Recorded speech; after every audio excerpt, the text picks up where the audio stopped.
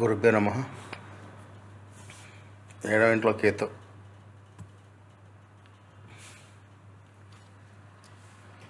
జ్యోతిషశాస్త్రంలో ఏడవ ఇల్లు చాలా ప్రత్యేకంగా పరిగణించబడుతుంది. ఎందుకంటే అది నేరుగా మన సంబంధాలు, భాగస్వామ్యం, వివాహం మరియు సామాజిక బంధాన్ని ప్రభావితం చేస్తుంది. కేతు ఇంట్లోకి వచ్చినప్పుడు దాని ప్రభావం కేవలం వివాహం లేదా జీవిత భాగస్వామ్యం మాత్రమే కాకుండా మీ ఆలోచన, నమ్మకం, వివేకం పైన కూడా పడుతుంది. ఈ స్థితి జీవితంలో విభిన్న రకాల సవాళ్ళు మరియు అనుభవాలను తెస్తుంది. ఏడవ ఇంట్లో కేతు ఉండడం వల్ల మానవుడు తన సంబంధాలు మరియు తన భాగస్వామ్యంలో సమతుల్యతను కాపాడుకోవడం అవసరమని సూచిస్తుంది. ఇది కొన్నిసార్లు వియోగం, అర్థం చేసుకోవాలని కష్టం మరియు నమ్మకం లేకపోవడం వంటి కూడా దారితీయవచ్చు. కానీ సరైన పరిష్కారాలు చేస్తే ఈ స్థితి మానవుని స్వావలంబి, వివేకవంతుడు మరియు సంబంధాల్లో సమతుల్యతను కలిగి సమర్థాన్ని కూడా ఇస్తుంది. ఈ ఇల్లు యొక్క ప్రభావం వ్యక్తిగత జీవితం మాత్రమే కాకుండా వ్యాపార భాగస్వామ్యం మరియు స్నేహితులతో కూడా సంబంధాలపై పడుతుంది. కేతు కారణంగా మీరు కొన్నిసార్లు ఒంటరితనాన్ని అనుభవించవచ్చు, లేదా ఎవరిపైన ఆధారపడడం కంటే మీ నిర్ణయాలు మీరే తీసుకోవాల్సిన అవసరం ఉండవచ్చు. ఏడవ ఇంటిలో కేతు ఉన్నప్పుడు జీవితంలో ఏ సానుకూల, ప్రతికూల ప్రభావాలు కనిపిస్తాయో మరియు ఏ సులభ పరిష్కారాల ద్వారా వాటిని సమతుల్యం చేయవచ్చో వివరంగా తెలుసుకుందాం. సానుకూల ప్రభావాలు: సంబంధాలలో వివేకం పెరుగుతుంది. ఈ స్థితి మీ భాగస్వామి యొక్క భావాలను అర్థం చేసుకోవడంలో మరియు సంబంధాల సమతుల్యత కాపాడుకోవడం మీకు సహాయపడుతుంది.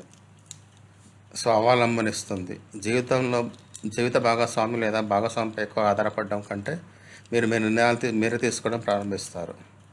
భాగస్వామ్యంలో జాగ్రత్త. వ్యాపారం లేదా వ్యక్తిగత భాగస్వామ్యంలో మోసం లేదా అపార్థాలను తప్పించుకునే సామర్థ్యం పెరుగుతుంది. ఆధ్యాత్మికత వైపు మొగ్గు. చాలాసార్లు ఏడవ ఇంట్లో కేతు ఉండడం వల్ల వ్యక్తి జీవితం యొక్క లోతైన అర్థం మరియు ఆత్మజ్ఞానం వైపు ఆకర్షితులవుతాడు. వివేకంతో నిర్ణయం. సంబంధాలు వచ్చే హెచ్చుతగ్గులను ఎదుర్కోగల సామర్థ్యం పెరుగుతుంది. ప్రతికూల ప్రభావాలు: సంబంధాలలో దూరం. కొన్నిసార్లు జీవిత భాగస్వామితో భావోద్వేగపరమైన దూరం లేదా వియోగం అనుభవంలోకి రావచ్చు. నమ్మకం లేకపోవడం. సంబంధాల్లో కొన్నిసార్లు అవిశ్వాస భావన కలగవచ్చు. భాగస్వామ్యంతో సంఘర్షణ. వ్యాపార లేదా వ్యక్తిగత భాగస్వామ్యంలో అపార్థాలు మరియు మనస్పర్ధలు పెరగవచ్చు. ఒంటరితన అనుభవం. నిర్ణయాలు స్వయంగా తీసుకోవడం వలన ఒంటరితన అనుభవం పెరగవచ్చు.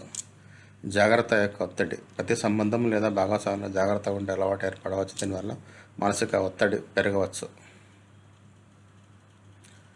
ఏడవ ఇంటిలో కేతు ఉన్నప్పుడు సులభ పరిష్కారాలు: సానుకూల ఆలోచనలు అలవాటు చేసుకోండి. సంబంధాలలో విశ్వాసం కాపాడుకోండి మరియు భాగస్వామి యొక్క మంచి అంశాలను గమనించండి.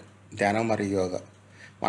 మానసిక సమతుల్యత కోసం రూపొందించడానికి నియమితంగా ధ్యానం చేయండి, యోగా చేయండి.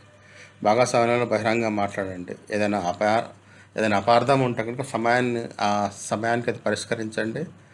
బహిరంగ సంభాషణ ద్వారా సంబంధాలు బలంగా ఉంటాయి. దానం మరియు సేవ చేయండి. దానం చేయడం వల్ల మానసిక శాంతి లభిస్తుంది మరియు కేతు యొక్క ప్రతికూల ప్రభావం తగ్గుతుంది. మంత్రము లేదా సాధన. కేతుకు సంబంధించిన మంత్రం లేదా సాధన ద్వారా మానసిక ఒత్తిడి మరియు ఒంటరితనం తగ్గించవచ్చు. వ్యక్తిగత నిర్ణయాల సమతుల్యత. ఇదే నిర్ణయాల్లో తొందరపాటు చేయవద్దు మరియు ఆలోచించి నిర్ణయం తీసుకోండి. గమనిక: కేతు ఏడవ ఇంట్లో ఉన్నప్పుడు అదే జీవిత సంబంధాలు, భాగస్వామ్యం మరియు సామాజిక బంధాలు అనేక రకాల అనుభవాలు తెస్తుంది. ఇందులో సమతుల్యతను కాపాడుకోవడం చాలా అవసరం. సరైన పరిష్కారం అనుసరించడం వల్ల కేతు ప్రభావాన్ని సానుకూలంగా మార్చవచ్చు మరియు వ్యక్తి జీవితంలో వివేకవంతునిగా, స్వావలంబిగా మరియు సమతుల్యంగా మార్చగలదు. ధన్యవాదాలు. దయచేసి షేర్ చేయండి, సబ్స్క్రైబ్ చేయండి, లైక్ చేయండి, కామెంట్ చేయండి.